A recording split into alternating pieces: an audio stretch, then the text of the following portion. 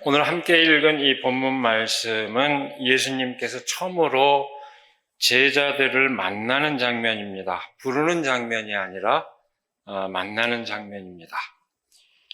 요한복음이 전하는 상황을 보면은 그렇게 부르는 것이 마땅합니다. 이 공간복음서 마태, 마가, 누가 이 세 복음서의 증언과 요한복음의 증언은 많은 면에서 차이점을 지니고 있는데 예수님과 처음 만난 그 제자들에 관한 증언 역시 큰 차이를 지니고 있습니다. 어떤 점에서 차이가 있을까요? 이 성서일과의 또 다른 하나의 본문으로 제시된 누가복음 5장 1절에서 11절 말씀과 잠깐 비교를 해보겠습니다. 거기 누가복음에 따르면 예수님께서는 사람들에게 말씀을 전하시는 가운데 호숫가에서 그물을 씻고 있는 그 어부들을 발견합니다. 예수님께서는 시몬 베드로라고 하는 사람의 그 배에 올라서 이르십니다. 깊은 데로 나아가 그물을 내려서 고기를 잡아라. 이 말을 들은 베드로는 반신반의했지만 어부인 내가 더 잘하는데 웬 낯선 사람이 와서 그렇게 얘기하는가 해서 반신반의했지만 그 말 그대로 하자 놀라운 일이 벌어졌습니다. 그물이 찢어질 정도로 많은 고기가 잡혔습니다. 동료들을 불러 다 걷어 올려서 2배를 채웠는데 배가 가라앉을 만큼 많은 물고기가 잡혔습니다. 이를 보고 베드로가 깜짝 놀라서 예수님 앞에 엎드려서 고백합니다. 주님, 나에게서 떠나주십시오. 나는 죄인입니다. 이 고백은 말 그대로 떠나달라는 그런 의미가 아니라 감당할 수 없는 사태를 두고 어쩔 줄 몰라 하는 그 베드로의 태도를 보여주고 있습니다. 경이감을 넘어선 일종의 경외감, 그 경외감의 표현입니다. 다시 말해 자신의 상식과 능력으로는 헤아릴 수 없는 깊이에 대한 경외감입니다. 그 깊이를 깨닫고 자신을 온전히 비우는 태도, 달리 말하면 모든 믿음의 출발점을 보여주는 그런 태도라고 할 것입니다. 그때 예수님께서 말씀하십니다. 두려워하지 말아라. 이제부터 너는 사람을 낚을 것이다. 상식의 어떤 표피, 그것을 넘어서 깊이의 차원에 이름으로써 진정으로 사람을 구원의 길로 인도하는 그 제자직의 의미를 일깨워주는 그런 장면입니다. 그 부름 앞에 제자들이 따라 나선 것도 아주 극적입니다. 그들은 모든 것을 버리고 다 팽개치고 예수님을 따라 나섭니다. 자신들의 삶을 지탱해 주었던 모든 소유와 조건을 버리고 예수님의 그 가르침을 따른 것입니다. 근데 오늘 우리가 읽은 이 요한복음의 증언은 어떨까요? 그 분위기가 전혀 다릅니다. 처음 만남에서 베드로가 제자가 되었다는 사실 하나만 일치할 뿐 나머지 묘사는 일치하는 게 하나도 없습니다. 요한복음의 이 이야기의 서두에는 세례 요한이 등장합니다. 세례 요한이 제자들과 함께 있는데 예수님께서 지나가십니다. 이를 보고 세례 요한이 말합니다. 보아라, 하나님의 어린 양이다. 순결한 존재로서 세상 죄를 짊어지는 존재라는 그런 의미입니다. 요한의 2 제자가 그 말을 듣고 예수님을 따라가자 예수님께서 되돌아서며 묻습니다. 너희는 무엇을 찾고 있느냐? 그 제자들은 대답합니다. 랍비님, 어디에 묵고 계십니까? 예수님께서는 와서 보아라 하고 말씀하십니다. 그 2 제자는 예수님께서 계신 곳을 따라가 그날을 함께 보냈습니다. 그 2 제자 가운데 한 사람은 시몬 베드로의 동생 안드레였습니다. 한 사람은 누구였을까요? 이름이 안 밝혀져 있는데 아마도 요한복음을 기록한 요한으로 추정됩니다. 세례 요한의 제자였던 이들이 예수님의 제자가 되었습니다. 그리고 여기서 세례 요한은 예수님을 지시하고 알려주고 호련히 역사의 무대에서 사라집니다. 예수님의 제자가 된 안드레는 자기 형 시몬을 만나서 말합니다. 우리가 메시아를 만났어. 오래전부터 기다리던 그분을 드디어 만났다는 이야기입니다. 안드레는 시몬을 예수님께 데리고 옵니다. 시몬을 만난 예수님께서는 곧바로 그를 안다는 듯이 알아보고 말을 합니다. 너는 요한의 아들 시몬이로구나. 앞으로는 너를 게바라고 부르겠다. 아람어로 게바는 그리스어로 베드로라고 번역이 되어 있습니다. 이것은 곧 반석이라는 뜻입니다. 다른 복음서에서는 특별한 계기를 통해서 이 이름이 부여된 것으로 전해지고 있는데 이 요한복음에는 만나자마자 새로운 이름을 부여받는 것으로 되어 있습니다. 이렇게 증언의 차이가 있습니다. 여기에 이 대목에 이르기까지 우선 한번 비교를 해볼까요? 이 요한복음의 이야기와 누가복음의 이야기를 한번 대조를 해볼까요? 요한복음의 이야기는 누가복음이 전하는 이야기에 비해 겉으로 보기에는 전혀 극적이지 않습니다. 느닷없이 예수님을 만나서 따르는 극적인 사건이라기보다는 미리 정해진 예정된 일이 착착 진행되고 있는 듯한 그런 분위기입니다. 그러나 일련의 이 이야기를 깊이 음미해 보면은 오히려 이 요한복음의 얘기가 훨씬 더 있을 법한 얘기이고 그 의미를 따져보면 훨씬 더 극적인 성격을 띠고 있습니다. 감지하지 못했던 변화가 어느 시점에 극적으로 드러나는 모양입니다. 착착착 조용히 진행되다가 극적으로 드러나는 고요한 변화라고 할까요? 끊임없이 우리가 변화를 느끼지 못하지만 어느 순간에 그 변화가 극적으로 드러나는 그런 모양새를 취하고 있습니다. 누가복음의 이야기는 일상적인 삶의 일종의 그 파문과 단절을 아주 극적으로 전하고 있습니다. 어부로서 평범한 삶을 살고 있던 이들에게 느닷없이 나타난 예수님께서 그들에게 놀라운 일을 보여주고 제자로 부르고 있습니다. 그들은 제자로 나서기 위해 자신들의 소유까지 버려야 했습니다. 그러므로 평범한 사람들의 입장에서 보면 대단히 극적인 이야기일 수밖에 없습니다. 반면에 요한복음의 이야기는 어떨까요? 하나하나 그 차이를 다시 한번 음미를 해볼까요? 몇 가지 점에서 아주 확연하게 차이가 드러납니다. 첫 번째로 제자들을 부른 것은 예수님이 아니라 증인들이었습니다. 먼저는 세례 요한, 그 다음은 세례 요한의 제자들이었습니다. 증인들이 예수님의 존재를 알아보고 인정하고 믿었다는 것을 뜻합니다. 두 번째로 이 증인들은 이미 구도자들이었습니다. 그러니까 예수님을 만난 순간 평범한 일상을 사는 사람들이 아니라 이미 구도의 대열에 동참하고 있던 사람들이었습니다. 안드레는 세례 요한의 제자로, 그리고 안드레에 의해서 부름을 받은 시몬, 다시 말해서 베드로는 이미 메시아를 갈망하고 있었던 사람이었습니다. 세 번째로 그 증인들을 예수님을 알아보고 그분의 길을 따르게 되었을 때 그들이 버려야 했던 것은 일상의 소유가 아니었습니다. 그것이 아니라 그들이 버려야 했던 것은 이전의 가르침이었습니다.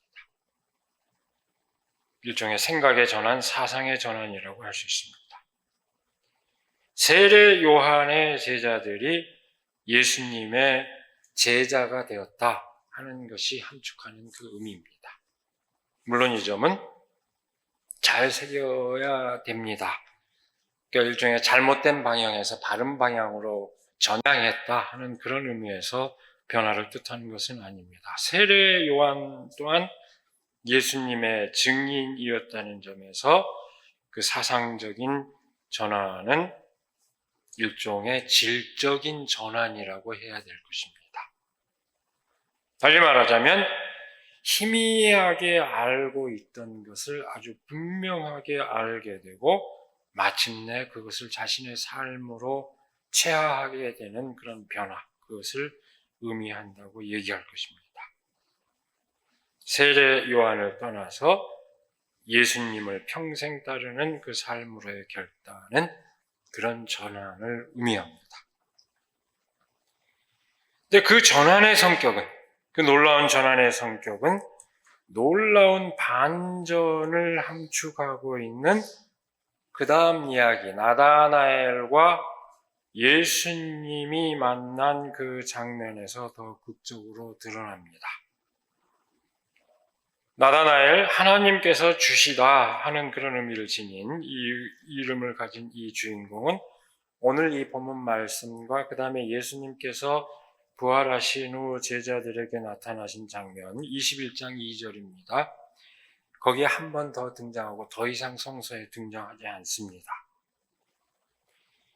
본문 말씀을 보면 아주 비중이 있는 제자였던 것이 틀림없는데 게다가 12제자 명단에도 없습니다. 그래서 후대의 전승은 그가 12제자 가운데 하나인 바돌로메의 다른 이름이다 이렇게 보기도 하지만 그런 전승이 생긴 것도 거의 1000년이 지난 다음에 생긴 것이라 그것도 확실하지는 않습니다.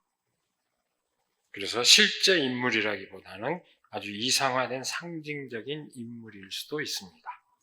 어쨌든 그 나다나엘과 동행한 빌립이 예수님을 소개합니다. 그분은 나사렛 출신으로 요셉의 아들이라고 소개합니다. 그 소개를 들은 나다나엘은 대뜸 대꾸합니다.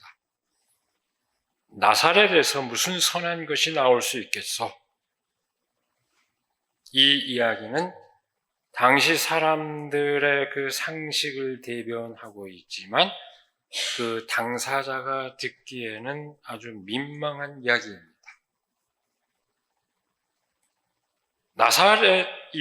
나사렛이라는 동네가 알려지지 않은 아주 하찮은 동네에 지나지 않는다는 뜻입니다. 성서의 그 어떤 곳에도 나사렛이 메시아의 고향이라고 전해진 바가 없습니다. 그 동네 자체도 아주 궁벽합니다. 제대로 된 평지도 아니고 비탈길이어서 예수님의 집으로라고 알려진 그 집도 다 동굴집입니다. 그런 아주 궁벽한 동네입니다. 그것은 전혀 알려지지 않은 변방의 어떤 지역이었을 뿐입니다.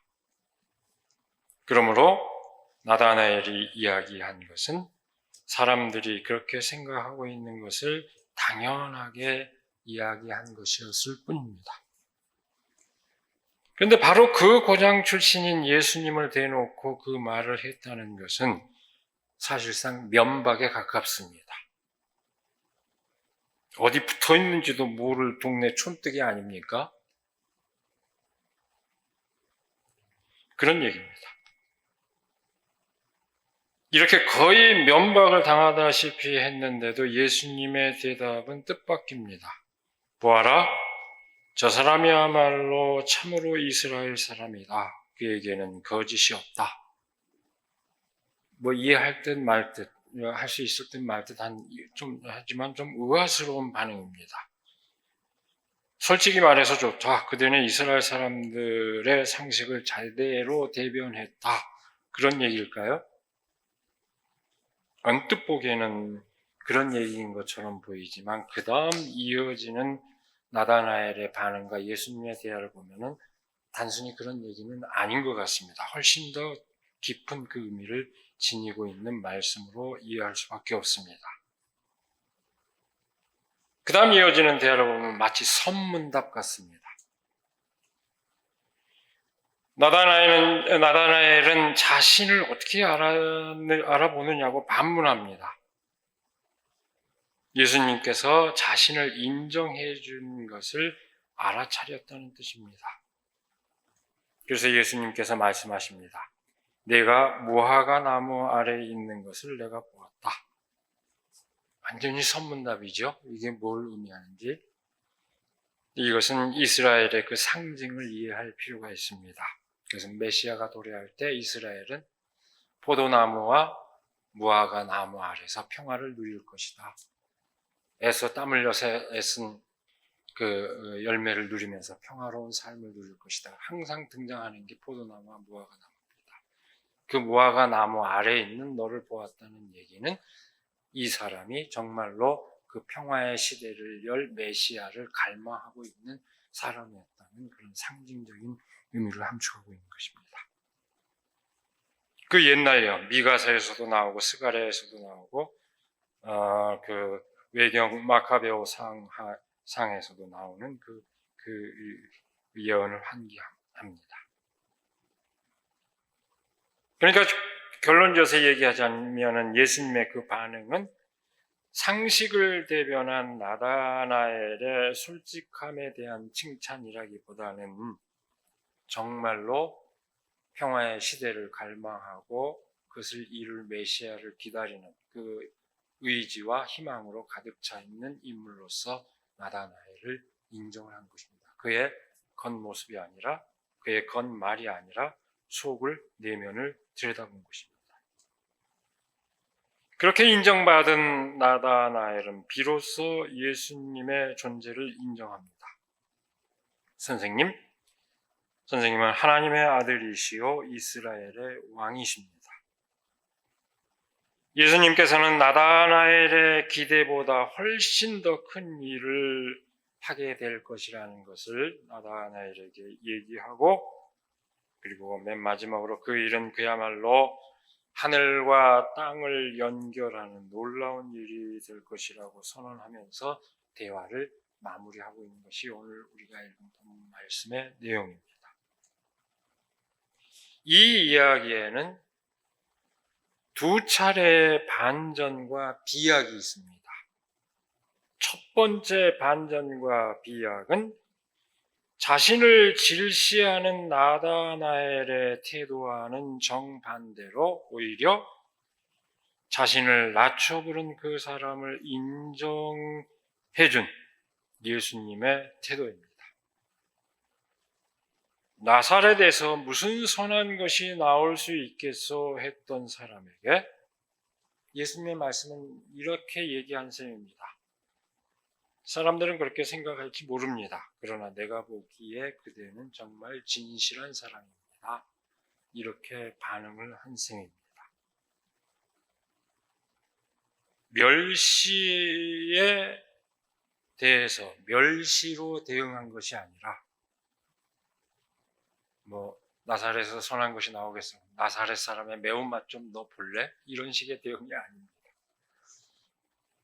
그런 대응이 아니라 포용과 존경으로 대우한 것입니다. 그 첫 번째 반전과 비약은 두 번째 반전과 비약을 가져옵니다. 멸시의 시선을 보냈던 이가 자신이 인정받음으로써 멸시했던 그 상대를 인정한 것입니다. 나다나엘이 뭐라고 그럽니까? 선생님은 하나님의 아들이시요 이스라엘의 왕이십니다. 이렇게 대답합니다.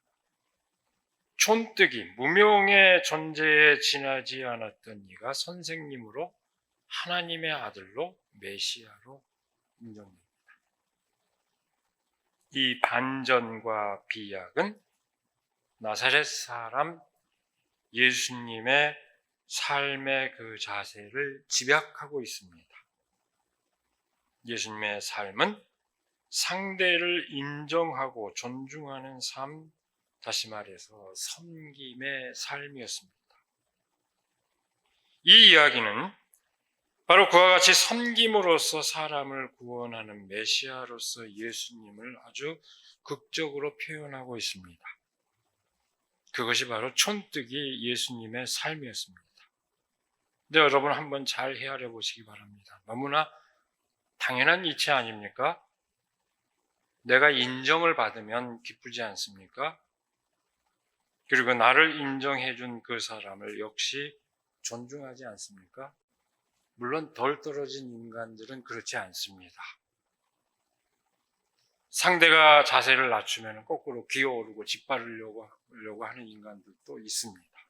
그러나 제대로 된 사람이라면 상대가 낮출 때 오히려 자신을 낮추고 상대를 존중하는 게 제대로 된 사람의 태도입니다. 여러분, 바로 그것이 나사렛 사람 예수의 삶의 원리였습니다. 그걸 이해할 때 이 대화와 두 사람의 그 관계가 얼마나 고상한 대화인지 우리는 알 수 있습니다. 그런 신뢰가 형성되기에 비로소 스승과 제자의 관계가 형성이 된 것입니다. 오늘 말씀이 증언하는 바를 따르면 구원의 도가 다른 것이 아닙니다. 바로 그런 관계를 형성하면서 살아가는 삶, 그것이 구원의 도가 됩니다. 특별히 오늘 본문 말씀에서 나사렛 출신이라는 사실이 부각된 사연이 뭘까요? 그 의미를 다시 한번 생각해 보고자 합니다. 그것은 바로 나다나엘의 첫 이야기, 그 자체의 의도에 담겨 있습니다. 나사렛은 멸시의 대상이라는 사실, 아니 그 어떤 대상으로도 인정받지 못하는 잊혀진 존재, 아예 무시당하는 존재, 이름 없는 존재를 표상합니다. 그 말은 추앙받고 두드러진 존재와 대비되는 그 존재를 환기시킵니다. 단순히 그 대상들을 대립하는 데 그치지 않고 그 존재를 둘러싼 삶의 원리 자체를 이 얘기가 대비하고 있는 것입니다. 그 대비되는 삶의 원리가 뭘까요? 오늘 우리 대한민국을 살아가는 모든 사람들의 그 상식이 되어 있지만 모든 일은 중앙에서 시작된다는 것입니다. 서울이야말로 모든 것이 집중되어 있고 그래서 행세를 하려면 서울로 가야 된다는 거 아닙니까? 여긴 너무나 많은 다 상식적으로 우리에게 통용되는 사실들이 많기 때문에 더 이상 길게 얘기하지 않아도 다 충분히 이해할 수 있는 것입니다. 이것이 중심으로부터 출발하는 논리와 상식입니다. 그래서 교회도 웬만하면 제1이요 중앙이죠.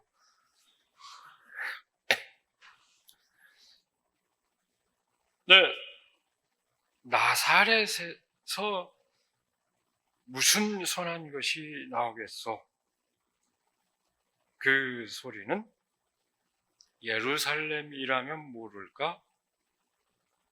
그 바닥에서 긴 사람이 무엇을 알겠어? 저 바닥에서. 심지어 예언에도 나오지 않아요. 예언에 베들레헴은 메시아가 태어난다는 얘기가 성경에 나오지만 나사렛은 아예 언급조차 되어 있지 않습니다. 그 궁벽한 지방에서 온 촌뜨기가 그 바닥에서 긴 사람이 뭘 알겠어? 그런 소리입니다. 그러나 본문 말씀에서 일어난 두 차례의 반전은 그와 같은 의식, 그와 같은 상식이 뒤집어지는 사건을 의미합니다. 새로운 삶의 원리의 등장을 말합니다. 예루살렘의 원리가 아니라 나사렛의 원리가 사람을 구원한다는 것을 말합니다.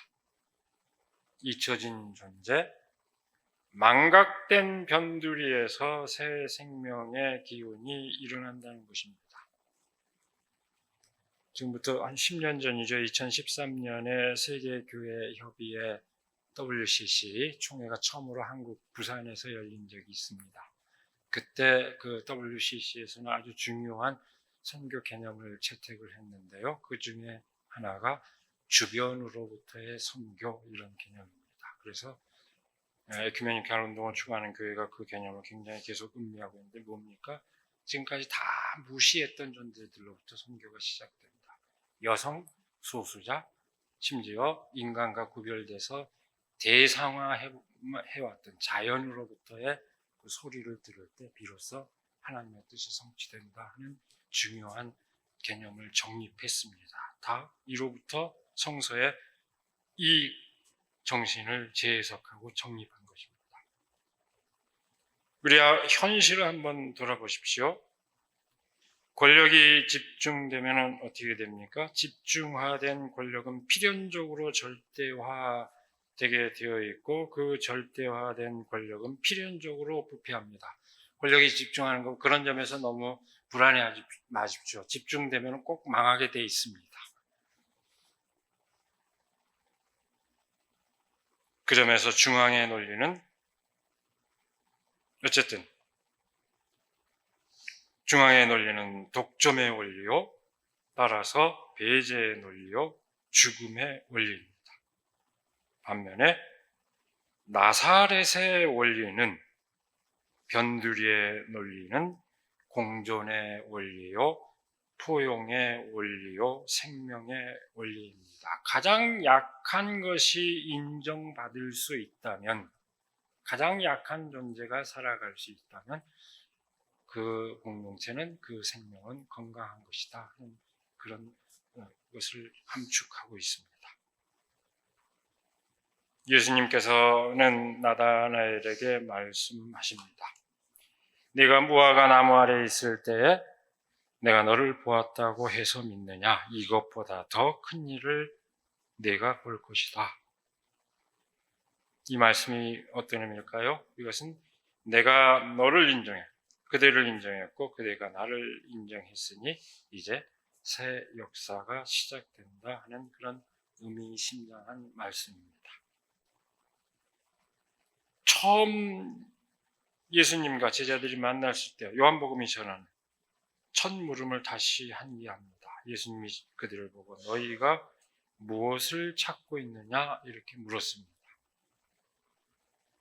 그 물음에 대한 답은 오늘 본문 말씀을 통해서 볼 때 바로 나사렛 사람 예수의 길, 그것이야말로 너희들이 찾고 있는 것이다 라고 이렇게 예수님께서는 보여주신 것입니다. 잊혀진 존재를 기억하고 인정하는 일은 작은 일이 아닙니다. 거기에서부터 새로운 역사가 시작됩니다. 너를 인정하는 것은 사소한 일이 아닙니다. 그것은 내가 인정받는 길이며 새로운 인간관계의 출발을 의미합니다. 그러기에 그것이 생명의 길이요 구원의 길입니다. 그리스도인으로서 그 길을 신실하게 따르는 우리들, 그리고 이 교회가 되기를 시간 간절히 기원합니다. 기도하겠습니다. 우리에게 복된 날을 허락하여 주시고 또 말씀의 의미를 깊이 새김으로 새로운 삶의 자세를 가다듬고 결단하게 하여 주시는 그 은혜를 감사드립니다.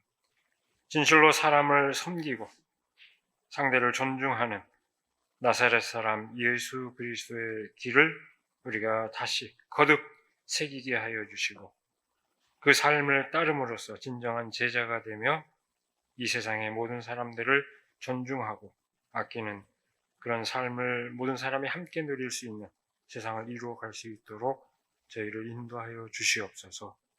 우리 주 예수 그리스도의 이름으로 기도드리옵나이다. 아멘.